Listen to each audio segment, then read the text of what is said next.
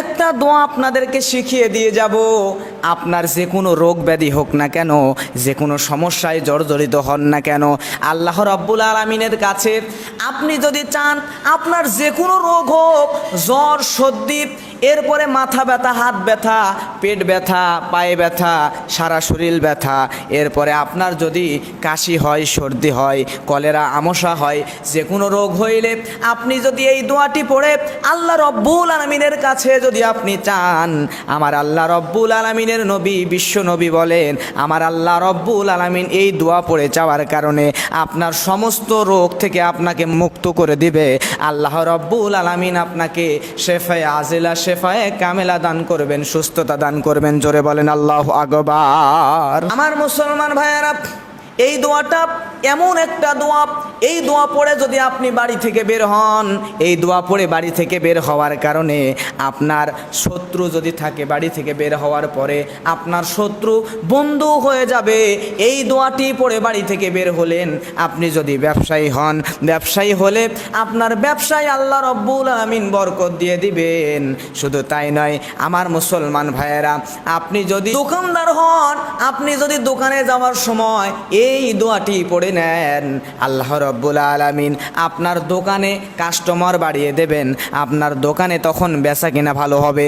অতএব প্রত্যেকটা কাজের আগে এই দোয়াটি পড়ার অভ্যাস করুন।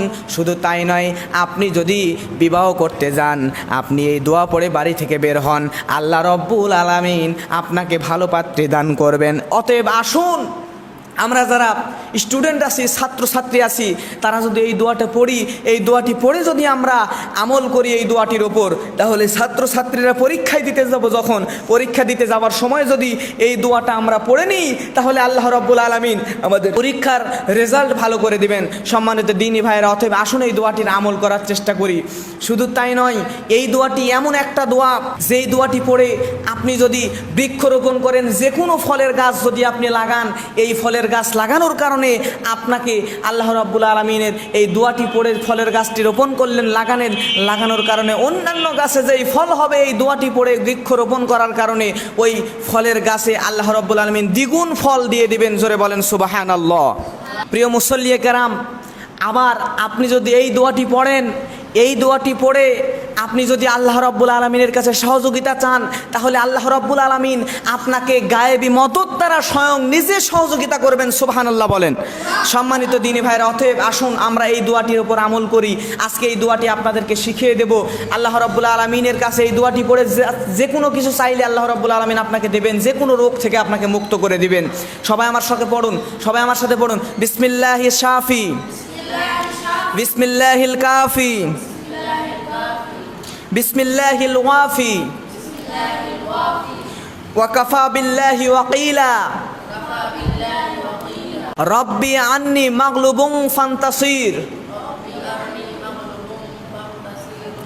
ইয়া আল্লাহু ইয়া রহমানু ইয়া রহিমু ইয়া করিমু, এবং সর্বশেষ বলবেন সাল্লাল্লাহু আলাইহি ওয়াসাল্লাম।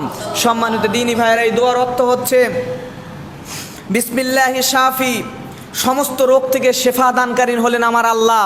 এরপরে বিসমিল্লাহিল কাফি, সমস্ত কাজের যথেষ্টতা দানকারী হলো আল্লাহ। এরপরে বিসমিল্লাহি ওয়াফি, সমস্ত কাজের পূর্ণতা দানকারী হলেন আমার আল্লাহ। সুবহানাল্লাহ বলেন।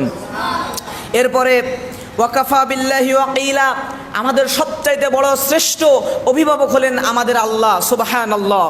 এরপরে রব্বি আন্নি মাগলুবুন ফান্তাসির, আপনি আল্লাহকে বলছেন, হে আল্লাহ আমি দুর্বল, আমি অসহায়, হে আল্লাহ দয়া করে আপনি আমাকে সহযোগিতা করুন। ইয়া আল্লাহু, হে আল্লাহ, ইয়া রহমানু, হে দয়াময়, ইয়া রাহিমু, হে মেহেরবান। আপনি আল্লাহকে বলছেন ইয়া কারিমু, হে করুণাময় আল্লাহ। এরপরে সর্বশেষ আপনি রাসূলুল্লাহ সাল্লাল্লাহু আলাইহি ওয়াসাল্লামের প্রতি দরুদ পেশ করছেন, সাল্লাল্লাহু আলাইহি ওয়াসাল্লাম। অতএব আসুন প্রিয় দিনী ভাইয়েরা, আজকে আমরা অযথা সময় নষ্ট করি, অযথা অন্যান্য কাজে সময় ব্যয় না করে এই ছোট্ট দোয়াটি মুখস্থ করে নিয়ে যদি আল্লাহর কাছে চাই, আল্লাহ রাব্বুল আলামিন আমাদেরকে সমস্ত রোগ থেকে আমাদের হেফাজত করবে, বিপদ আপদ থেকে, শত্রু থেকে হেফাজত করবেন। এরপরে আমাদের পরীক্ষার রেজাল্ট ভালো করে দেবেন, সমস্ত কাজে আমাদের আল্লাহ রাব্বুল আলামিন সফলতা দান করবেন এই ছোট্ট একটি দোয়া পড়ার কারণে। অতএব আসুন আমরা সবাই এই ছোট্ট একটি দোয়ার উপর আমল করার চেষ্টা করি। আল্লাহ রাব্বুল আলামিন আমাদের সকলকে এর উপর আমল করার তৌফিক দান করুন। সকলে বলেন আল্লাহুম্মা আমিন।